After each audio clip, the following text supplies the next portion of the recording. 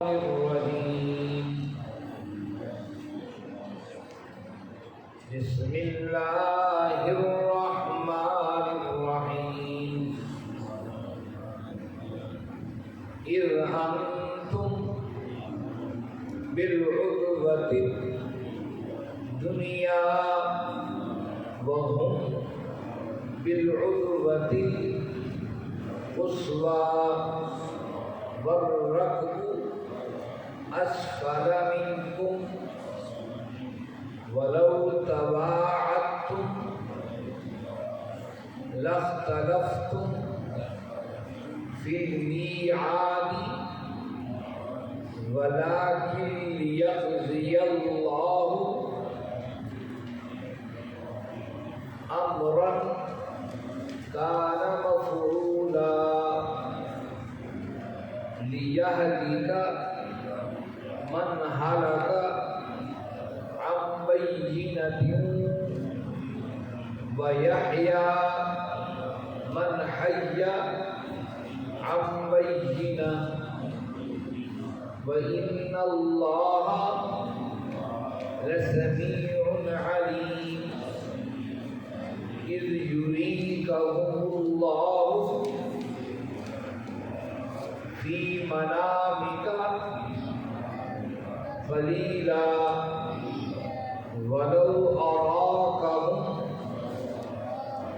كثيرا لفشلتم ولتنازعتم في الأمر ولكن الله سلم إنه عليم بذات الصدور وإذ يريكموهم إذ التقيتم في أعينكم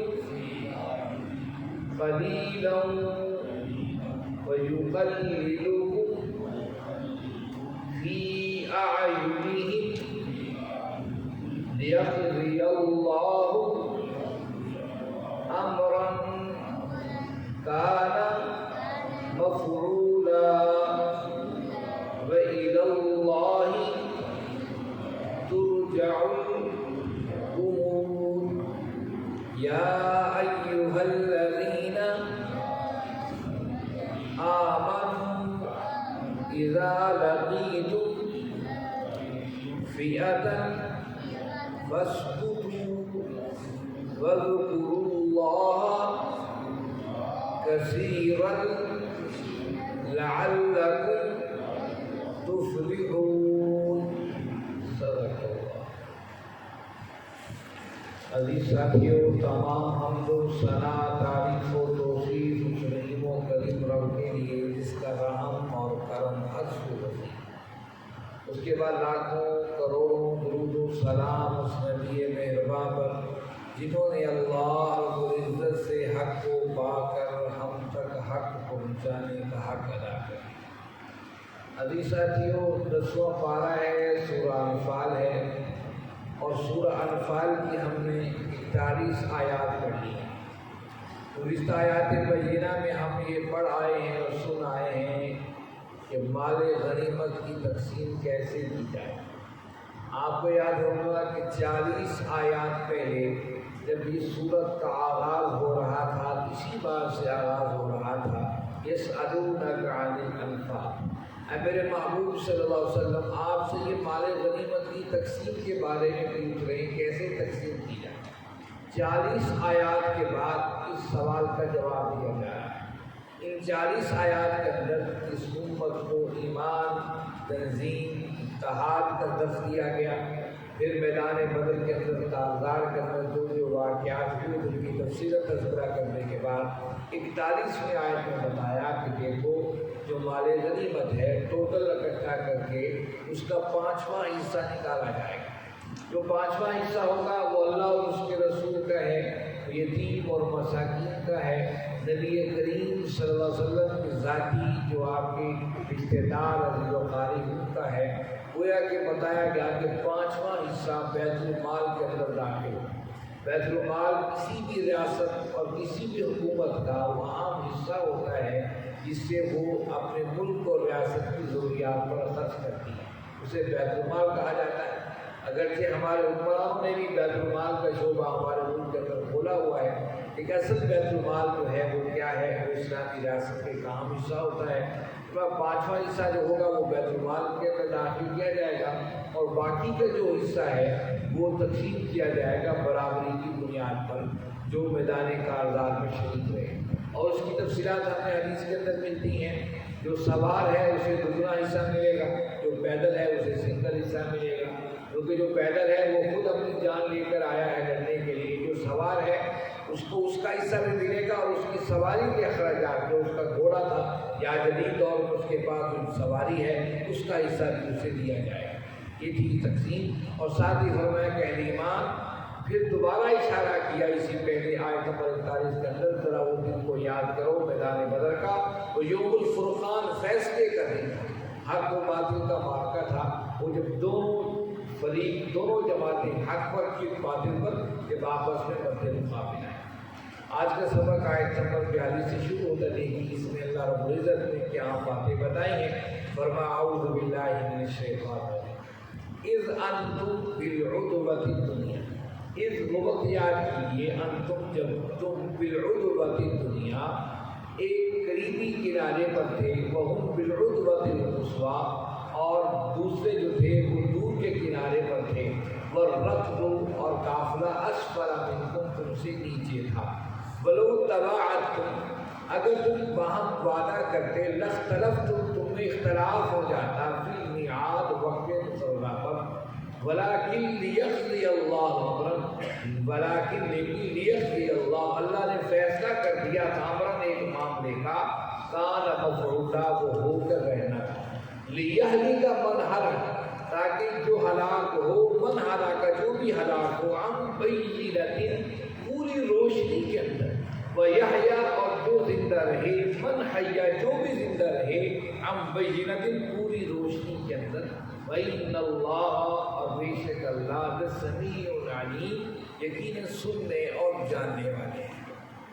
ایک ہی آیت، اس میں پہلا از لفظ لگائے از، اور اس کے بارے میں آپ جانتے ہیں جہاں لفظ آ جائے وہاں ماضی کی بات یاد دلوائی جا رہی ہے۔ اب یہ چونکہ تبصرہ ہے میدان بدر کے بعد کا، تو میدان بدر سے پہلی کی ایک بات یاد دلوائی جا رہی، اس وقت یاد کیجیے، انتم بالعدوۃ الدنیا، عدوہ کہتے ہیں کنارے کو، دنیا ادنا سے نکلی ہے، اس کا مطلب قریب، دنیا کو قریب کہا جاتا ہے۔ دنیا آپ یہ دنیا کے اندر آپ گھوم پھر رہے ہیں، قریبی چیز ہے، اس کے مقابلے میں آخرت کا لفظ استعمال ہوا، آخرت کا مطلب دور کی چیز، دنیا کا مطلب قریب کی چیز۔ بالعدوۃ الدنیا جب تم تھے ایک قریبی کنارے پر، وہم بالعدوۃ القصویٰ اور جو دوسرے تھے وہ دور کے کنارے پر تھے، والرکب اسفل منکم اور قافلہ تم سے نیچے۔ ابھی میدان بدر کا نقشہ ان کے سامنے رکھا جا رہا ہے کہ تم ایک کنارے پر تھے اور دور دوسرا جو کنارہ تھا وہاں مشرکین مکہ قریش کا لشکر تھا، اور تم سے بالکل نیچے یعنی کہ نچلی سطح پر سمندر کے قریب سے وہ قافلہ گزر رہا تھا، جس کے لیے تم اصل میں نکلے تھے کہ اس قافلے پر ہم حملہ آور۔ وَلَوْ تَبَاعَدْتُمْ لَاخْتَلَفْتُمْ فِي الْمِيعَادِ اگر تم باہم وعدہ کر لیتے یقیناً تم میں اختلاف ہو جاتا، فی المیعاد وقت مقررہ پر، یعنی کہ اگر تم صرف کفار سے لڑنے کے لیے جاتے تو ہو سکتا ہے کہ دیر سویر ہو جاتی ہے، ایک لشکر جلدی پہنچ جاتا ہے کہ لیٹ پہنچتا، لیکن اللہ کا نظام قدرت دیکھیے، تم نکلے تو قافلے کے لیے تھے، لیکن کیا اللہ کی حکمتیں تھی، قافلہ نیچے سے نکل رہا تھا، ادھر جو کفار کا لشکر تھا وہ بھی قافلے کو بچانے کے لیے نکلا تھا، اور تم لوگ بھی قافلے پر حملہ آور ہونے کے لیے نکلے تھے، لیکن اللہ کی تدبیریں کچھ اور تھیں۔ اللہ چاہتے تھے دونوں لشکر اسلام اور کافر آمنے سامنے کھڑے ہوں، حق و باطل کا معرکہ برپا ہو، یہ بھی اللہ کی حکمت ہے۔ اور ساتھ فرمایا کہ اگر ایسا ہوتا تم جنگ کے میدان میں ہی نکلنا ہوتا، ہو سکتا ہے کہ وقت مقررہ کے اوپر جو ہے کمی بیشی ہو جاتی، اس طرح کہ میدان احد کے اندر کیا ہوا جناب، اتنی بڑی طاقت ہے، اس کا مقابلہ کیسے کیا جائے، بڑا مشکل معاملہ ہے۔ میدان احد کے اندر جو ہے 300 منافق لشکر اسلام سے نکل کر چلے گئے کہ جی عقل کا تقاضا ہے، اتنی بڑی دشمن کی طاقت سے ہم کیسے لڑ سکتے ہیں، 3000 کا لشکر ہے، اس کے مقابلے میں ہم کھڑے ہیں۔ تو گویا کہ اللہ نے حکمتیں بتائی، نکالا تم دونوں کو کس انداز سے، کفار کا لشکر بھی اس قافلے کو بچانے کے لیے مکہ سے نکلا ہے، اور تم لوگ اسی قافلے کے لیے نکلے ہو کہ اس کو تھوڑا جو ہے پکڑ لیا جائے، اس سے امال و اسباب نکال لیا جائے۔ لیکن اللہ کی حکمت یہ تھی کہ حق و باطل کا مارکا برپا ہو اور میدانی تازار کے اندر تمہیں لا کر کھڑا کر دیا جائے۔ اسی بات کی تو اشارہ کیا، پورا نقشہ کھینچ کر تم ایک کنارے پہ تھے، اس میدان بدر کے دوسرے کنارے پر لشکر پہنچ چکا تھا، اور وہ قافلہ جو ابو سفیان کی زیر قیادت تھا، اس پر مال و اسباب لگا ہوا تھا، شام سے تجارت کا مال لے کر آیا تھا، وہ نیچے سے گزر رہا تھا، لیکن تم دونوں لشکر آمنے سامنے ہو گئے۔ اگر تم گھروں سے نکلتے ہوئے تیاری کرتے تو ایسا نہ ہوتا، کیوں نہ ہوتا؟ کیونکہ جو کفار مکہ لڑنے کے لیے آئے تھے میدان بدر کے اندر، وہ بھی سمجھتے تھے جن سے ہم لڑنے کے لیے نکلے ہیں وہ امانت میں، دیانت میں، کردار میں، اخلاق میں، اپنی تمام دنیاوی زندگی کے معاملات میں ہم سے بہتر ہیں۔ یہی وجہ ہے کہ اس وقت کو بعض لوگوں کو پتہ چلا کہ ہمارا مقابلہ ان لوگوں سے ہے، ان میں سے کچھ لوگ جو ہے کفار کے لشکر میں سے نکل کر واپس چلے گئے، ہم ان سے نہیں لڑیں گے۔ اگرچہ اسلام قبول نہیں کیا لیکن دل سے تسلیم کرتے تھے، اخلاق کے اعلیٰ پیمانے پر محمد کریم صلی اللہ علیہ وسلم اور آپ کے رفقا موجود ہیں۔ اور کمال دیکھیے، یہ صرف اس مارکے کا معاملہ نہیں تھا، اس مارکے کے اثر سے قیامت تک جہاں جہاں پر بھی حق و باطل کے مارکے برپا رہے، یا آج دنیا میں کسی خطے کے اندر حق و باطل کے مارکے برپا ہیں، کفار سمجھتے ہیں ہم سے بڑھ کر وہ لوگ دیانتدار ہیں، ہم سے بڑھ کر وہ اخلاق اور کردار کے اعلیٰ پیمانے پر ہیں۔ آپ تصور کیجیے، یہ فلسطین اور غزہ کے معاملے کے اندر جب قیدیوں کا تبادلہ ہو رہا تھا، پوری دنیا نے اس منظر کو دیکھا، اور اسرائیل نے اس منظر کو چھپانے کے لیے باقاعدہ دھمکی دی حماس کے لوگوں کو، یہ منظر نہ دکھایا جائے، نہیں تو ہم لوگ پر دوبارہ حملہ کرنے کے تیار ہو جائیں گے۔ کیا منظر تھا کہ ان کی عیسائی، ان کی یہودی عورتیں جو فوجی عورتیں تھیں، کس طریقے سے ان کو باقاعدہ نئے لباس دے کر اور بڑی خوشی خوشی واپس جا رہی تھیں، اور ان کے انٹرویوز پر بھی وہاں پابندی لگا دی گئی، کیونکہ شروع میں ایک آدھ کسی قیدی عورت نے بتایا کہ ہم جتنا یہاں محفوظ نہیں جتنا ان کے پاس محفوظ تھے۔ گویا کہ آج کا کفر بھی تسلیم کرتا ہے کہ جہاں جہاں پر یہ لوگ موجود ہیں، اپنے اخلاق اور کردار کے مضبوط لوگ، وہاں پر بھی معاملہ یہ تھا، وہ سمجھتے تھے کہ اگر ہمارا مقابلہ ان سے ہو گیا، اگر اس مقابلے کی نیت سے آتے، ہو سکتا ہے کہ مکہ کے اندر کافر نکلتے ہی نہ، اکثر لوگ ان کے ساتھ چھوڑ دیتے، ہم ان کے مقابلے نہیں کھڑے ہوتے۔ لیکن اللہ فرماتے ہیں یہ تو ایسا ہونا تھا، وَلَٰكِن لِيَقْضِيَ اللَّهُ، یہ کہ اللہ نے فیصلہ کر دیا تھا امراً اس معاملے کا، کان مفعولا، یہ ہو کر رہے، کیوں ہو کر رہے؟ لِيَهْلِكَ مَنْ هَلَكَ عَن بَيِّنَةٍ، اس مارکہ کارزار میں جو ہلاک ہو اسے یقین ہو میں غلط مارا جا رہا ہوں، میرا راستہ غلط تھا، میری منزل غلط تھی، اسے پوری وضاحت کے ساتھ معلوم ہو جائے، وَيَحْيَىٰ مَنْ حَيَّ عَن بَيِّنَةٍ، اور جو اس جنگ کے اندر زندہ رہے وہ کھلی آنکھوں کے ساتھ اللہ کی مدد اور نصرت کو دیکھ کر یقین کر لے کہ ہاں یہ واقعی مارکہ صحیح حق و باطل کا تھا۔ وَإِنَّ اللَّهَ لَسَمِيعٌ عَلِيمٌ، اور بے شک اللہ سننے والا بھی ہے اور جاننے والا بھی۔ اِذْ يُرِيكَهُمُ اللَّهُ فِي مَنَامِكَ قَلِيلًا، اس وقت یاد کیجیے، یوری کا آپ کو دکھایا جا رہا تھا، انہیں اللہ دکھا رہا تھا انہیں، فی منامی کا آپ کو خواب میں، قلیل بہت تھوڑا، ولو، اور اگر اراکہم، اگر تم سب دیکھ لیتے، کثیرت بہت زیادہ، ان کو زیادہ، لفشلتم، تمہیں بزدلی پیدا ہو جاتی، ولتنازعتم، اور تمہیں جھگڑا پیدا ہو جاتا پھر امر اس معاملے میں، ولکن اللہ سلم، لیکن اللہ نے سلامت رکھا، انہ علیم بذات الصدور، بے شک وہ جاننے والی ہے وہ ذات بذات صدور جو سینوں میں چھپا ہے۔ اب یہاں اللہ رب العزت ایک اور بات کا تذکرہ کرتا ہے۔ جب میدان کارزار میں پہنچ گئے تم لوگ تو اللہ نے اپنے محبوب کو ایک خواب دکھایا۔ نبی کا جو خواب ہوتا ہے یہ بھی وہی ہوتا ہے۔ آپ صلی اللہ علیہ وسلم نے خواب دیکھا کہ دشمن تعداد تو بہت تھوڑی ہے۔ آپ جو خواب سے اٹھے آپ نے اپنے صحابہ کو بتایا کہ دشمن تو بہت تھوڑی تعداد کے اندر ہے، یہ تو مختصر سے لوگ ہیں۔ ایک حدیث میں عبداللہ ابن مسعود رضی اللہ عنہ فرماتے ہیں کہ ہم نے صحابی سے پوچھا ایک صحابی میں کتنے لوگ ہوں؟ ان کے 70 یا 80 ہوں گے یا 100 ہوں گے۔ یعنی کہ اللہ نے اپنے محبوب کو خواب بھی دکھا دیا اور آپ نے اپنے صحابہ کو خواب بتا بھی دیا، اور اس سے عوام جو صحابہ تھے ان کے دل مضبوط ہو گئے اور انہیں نظر بھی آ رہا تھا کہ دشمن بہت ہو، حالانکہ دشمن تو 1000 تھا اور اس کے مقابل مسلمان تو 313 تھے، اور ویسے بھی 1000 اور 313 کسی جگہ پر کھڑے ہوں دونوں دور سے نظر آ جائیں گے۔ اللہ نے فرمایا کہ یہ دیکھیے ایسا نہیں تھا، اللہ رب العزت نے خواب دکھایا ان کو تھوڑا کر کے اپنے محبوب کو، وَلَوْ أَرَاكَهُمْ كَثِيرًا لَفَشِلْتُمْ، اللہ نے اپنا احسان بتایا، یہ بھی اللہ کے احسان ہے۔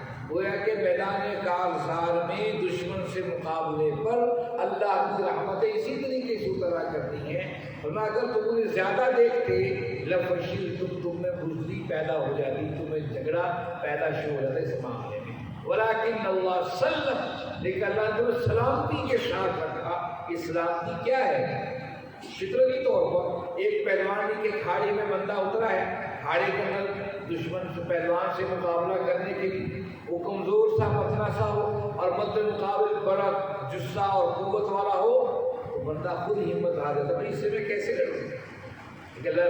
ولیکن اللہ سلم، یہ اللہ کی طرف سے مدد تھی کہ اللہ نے سلامت رکھا۔ آج بھی ہندوستان کے ساتھ جو کے معاملے چل رہے ہیں، ہم سے کئی گنا بڑا ملک ہے، اس کے مقابل کبھی بھی ایسا نہیں ہوا کہ ملت اسلامیہ پاکستان کے لوگوں نے جو ہے وہ بزدلی دکھائی ہو یا کمزوری دکھائی ہو۔ یہ اللہ کا بڑا احسان ہے۔ اس ملک کا وجود بھی یہ بڑی اہمیت کا حامل ہے کہ اس کی بنیاد لا الہ الا اللہ ہے۔ یہاں کے لوگ جیسے بھی ہوں، کس حالات سے دو چار کیوں نہ ہوں، لیکن جب ان کا مقابلہ مد مقابل دشمن سے رہا ہے، ان کے ایمان بھی دیکھنے والے رہے، ان کے جذبات بھی دیکھنے والے رہے۔ اللہ نے فرمایا کسی بات کا تذکرہ میدان بدر میں فرمایا، اگر تم ان کو اپنے سے زیادہ بڑھ کر دیکھتے تو پھر تمہیں بزدلی پیدا ہوتی، جھگڑا پیدا ہو جاتا ہے، ان سے کیسے لڑیں گے؟ عقل کا تقاضا نہیں ہے۔ ولیکن اللہ سلم، گویا کہ اللہ نے بتایا جب جب حق و باطل کے مار کے ہوں گے، اللہ کی مدد اور نصرت اہل ایمان کی شان سے حال ہوگی۔ انہ علیم بذات الصدور، کیونکہ وہ سینوں کے اندر جو کچھ جاننے والا ہے۔ وَيُرِيكُمُهُمْ إِذِ الْتَقَيْتُمْ فِي أَعْيُنِكُمْ قَلِيلًا، وَإِذْ وقت یاد کیجیے، یُرِيكُمْ، تمہیں اللہ دکھا رہا تھا انہیں، إِذِ الْتَقَيْتُمْ، اور جب ملاقات، جب میدان کارزار کے آمنے سامنے کھڑے تھے، فی اعینکم قلیلا، ان کی آنکھوں میں تمہیں بہت تھوڑا، ویقللکم فی اعینہم، اور تمہیں تھوڑا نظر دکھا رہے تھے، انہیں بھی تھوڑا دکھا رہے تھے۔ انہیں کفار دیکھ رہے تھے کہ مسلمان بھی قلیل ہیں، اور مسلمان دیکھ رہے تھے وہ بھی قلیل ہیں۔ لیقضی اللہ امرا کان مفعولا، تاکہ اللہ کا فیصلہ ہو جائے، کان مفعولا، جو ہو کے رہنا تھا۔ وَإِلَى اللَّهِ تُرْجَعُ الْأُمُورُ، اور اللہ ہی کی طرف تمام امور لوٹتے ہیں۔ گویا کہ اللہ رب العزت فرما رہے ہیں کہ کافر بھی دیکھ رہے تھے مسلمان تھوڑے، اور مسلمانوں کو بھی اللہ دکھا رہے تھے کفار تھوڑے ہیں۔ ہم یہ چٹکیوں میں مسئلہ نہیں۔ ایک روایت میں آتا ہے، ابو جہل سے پوچھا کتنے دشمن کتنے لوگ ہوں؟ اس نے کہا اتنے ہوں گے جتنے ایک اونٹ کو ذبح کر کے کھانے والے، ایک اونٹ 100 بندوں کے لیے کافی ہے، عرب جانتے ہیں۔ اس نے کہا ایک اونٹ کو کھا کے کھانے والے اتنے افراد میرے مقابل، ہمارے مقابل ہو، یعنی کہ 100 افراد بہت مشکل ہوں گے، کیونکہ اللہ کے نبی صلی اللہ علیہ وسلم نے اسی غزوہ بدر کے معرکے سے پہلے جب ایک شخص سے پوچھا جو کفار کی طرف سے جو ہے وہ شخص پکڑا گیا تھا، اور اس کا آپ نے جو ہے جائزہ لیا، اس سے پوچھا کہ تعداد کفار کی کتنی ہے اسی بدر کے معرکے سے پہلے؟ اس نے کہا میں نہیں جانتا۔ تو آپ اسے پوچھا چاہیے بتاؤ کہ کتنے اونٹ ذبح کرتے ہیں؟ انہوں نے کہا کہ اونٹ ایک دن ہم 10 ذبح کرتے ہیں، ایک دن 9 ذبح کرتے ہیں۔ جس پر آپ نے فرمایا کہ دیکھیے ان کی تعداد 1000 یا سے کچھ کم ہے، قریب 1000 کے قریب، یعنی اونٹوں کے ذبح ہونے پر نبی کریم صلی اللہ علیہ وسلم نے کفار کی تعداد کا اندازہ لگایا۔ آپ کیسے ذہین اور فرین شخصیت تھے، عظمت اور عزت والے۔ تو اللہ رب اللہ جو ضرور سارے معاملات اللہ کی طرف لوٹتے ہیں، کہ جو صحیح کرے یا غلط سب کو اللہ کے سامنے پیش ہو۔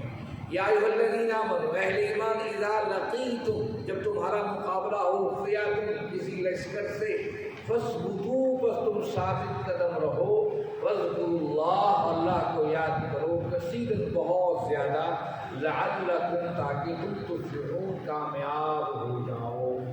اب یہاں اللہ رب العزت نے ایمان کو 2 اہم باتیں بتائیں۔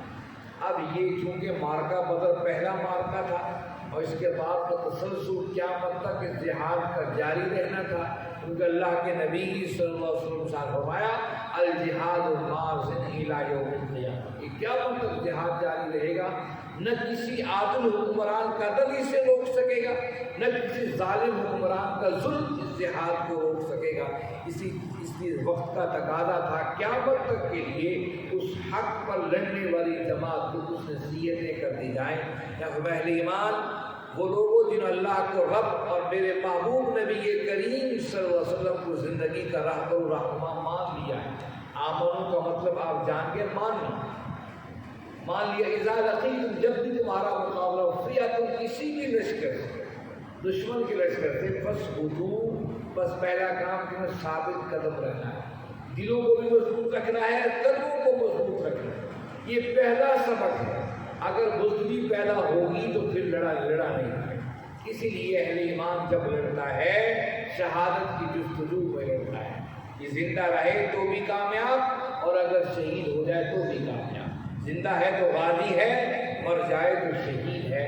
اس لیے کہا کہ دونوں حالتوں میں اس کی عظمتیں ہیں، اس کو اللہ نے عزتیں دینی ہے۔ کہ فاثبتوا، بس ثابت قدم رہو، دل بھی مضبوط رہیں، قدم بھی مضبوط رہیں۔ واذکروا اللہ کثیرا، اور دوسری چیز یہ ہے ہاتھوں میں ہتھیار ہو لیکن زبان پر، لب پر اللہ کی حمد و ثنا ہو، اللہ کی حمد و ثنا ہو، اللہ کا ذکر ہو۔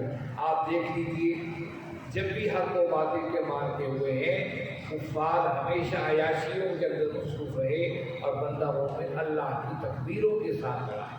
اس وقت یہ 1992 کے اندر آخری روسی بھی افغانستان سے نکل گیا۔ باربر وال اسٹریٹ کے صحافی نے وہاں کے کسی جنرل سے انٹرویو کیا، یار تم تو روس تھے، تم تو ریچ تھے، تم تو دنیا کے طاقتور ملک تھے۔ واقعی ہی روس اتنا طاقتور ملک ہے کہ آج بھی امریکہ اس کے سامنے کھڑا نہیں ہوتا۔ امریکہ روس 2 علیحدہ بلاکس ہیں اور روس زمانے میں اتنا پاورفل تھا کہ امریکہ بھی اس کا سامنا کرتے ہوئے ڈرتا ہے۔ اس سے صحافی نے پوچھا تم اتنے طاقتور کہ تم نے ہتھیار بنائے، تم نے مسلمانوں کے علاقوں پر قبضے کیے، تم نے مضبوط اپنی فورس تیار کی، دنیا کی مالک کی افواج جو مالک تھی، امریکہ سے زیادہ تم لوگ ہر لحاظ سے مضبوط، پھر نظام کمیونزم کا نظام جس میں کسی کو بولنے کی اجازت ہی نہیں ہے، سب ایک حکم اور ایک فرد کے حکم کے منتظر، پھر تم افغانستان سے شکست کھا کر کیوں چلے گئے، اس کی وجہ کیا ہے؟ تو جنرل نے بڑی عجیب بات کی، اس نے کہا ہمارے پاس ہتھیار بھی تھے، ٹینک بھی تھے، اس زمانے کا پتہ سب سے جدید ترین ہتھیار نیپام بم تھا۔ اب تو دہلی کے طرف میں کیا کیا بم آ گئے، وہ نیپام بم پہلی دفعہ روس نے افغانستان کے اندر استعمال کیا۔ وہ نیپام بم کیا تھا، وہ سبزے کے اندر آگ لگا دیتا، سبز ہری بھری علاقہ ہے، پھلیاں ہیں، وہاں بم پھینکا وہ ہری پتیوں کو جلا دیتا تھا اور آگ لگ جاتی۔ اس نے وہ خطرناک ترین استعمال کیا، کیمیائی ہتھیار استعمال کیا افغانستان کے اندر۔ وہاں ایسا ہوتا تھا کہ نماز پڑھ رہے ہیں اور جو کھڑے ہوئے ہیں وہ نماز بادشاہ نماز سنتیں پڑھتے، نوافل پڑھتے ہیں، کچھ سجدے میں کچھ رکوع کے اندر ہیں، جو کھڑے ہوئے وہ گر کے ڈیتھ ہو گئی اور جو سجدے میں تھے وہ بچ گئے۔ یہ بڑی حیران کن بات تھی، جب لوگوں نے تحقیق کی تو پتہ چلا کیمیائی ہتھیار استعمال کی ہوئی زمین سے 3 فٹ اوپر جو ہے وہ اثر نہیں کرتے، اس کے اوپر اثر کرتے، جو سجدے میں تھے وہ بچ گئے، جو کھڑے ہوئے تھے وہ ڈیتھ ہو گئے۔ اس حد تک ہتھیار استعمال کیے، اس نے کہا ہم نے ہر ہتھیار استعمال کیا، لیکن جب وہ لڑتے ہوئے اللہ اکبر کا نعرہ لگاتے تھے تو ہمارا پیشاب ہو جاتا ہے، بالکل سیم یہی فرق تھا جب وہ اللہ اکبر کا نعرہ لگاتے تھے ہمارا پیشاب بند ہو جاتا تھا۔ ایک یہ اللہ اکبر کے نعرے میں سی طاقت اور قوت تھی، یہ کس سے کہانی نہیں ہے، یہ حقیقت ہے۔ آج بھی جب بندہ مومن اللہ کی تکبیر کے نعرے لگاتا ہے دشمن جو ہے ان سے خوفزدہ ہو جاتا ہے۔ تذکر اللہ کثیر، جب تمہارا مقابلہ ہو تو اللہ سے کثرت کو یاد کرو، کثرت سے یاد کرو۔ اس لیے قرآن مجید میں بات کثرت آیات ہیں، ایک ہی آیت ہے صدوں ومن خلفہم صدا فاغشیناہم لا یبصرون۔ جب بھی مجاہدین چاہے پاکستانی افواج ہوں جب مجاہدین لڑتے ہیں دشمن سے مقابلہ ہوتا ہے، یہ آیت ہے صدوں ومن خلفہم صدا فاغشیناہم لا یبصرون۔ اس کا مطلب اللہ ہمارے سامنے دیوار کھڑی کر دے اور ہمیں نظر ہی نہ آئے دشمن کو ہم کہاں کھڑے۔ کئی دفعہ ایسے واقعات ہوئے ہیں کہ پاکستانی افواج کے ساتھ دیگر جہاں کہیں مجاہدین لڑ رہے ہیں کہ وہ دعا پڑھتے دشمن کو نظر ہی نہیں آتا تھا حملہ کہاں سے ہو رہا ہے، سامنے دشمن کا کہاں لوگ کھڑے ہوئے ہیں۔ تو اللہ نے بتا کثرت سے اللہ کو یاد کرو لعلکم تفلحون، تاکہ تم کامیاب ہو۔ اور کمال دیکھیے تفلحون کا لفظ استعمال کر کے بتایا اس لفظ کے اندر دنیا کی کامیابی کا لفظ بھی چھپا ہے، آخرت کی کامیابی کا بھی چھپا ہے۔ اللہ رب العزت سے دعا ہے اللہ رب العزت آپ اور ہم سب کو سمجھنے اس پر عمل کرنے کی توفیق عطا فرمائیں۔ وآخر دعوانا الحمد للہ رب العالمین والصلاۃ والسلام علی سیدنا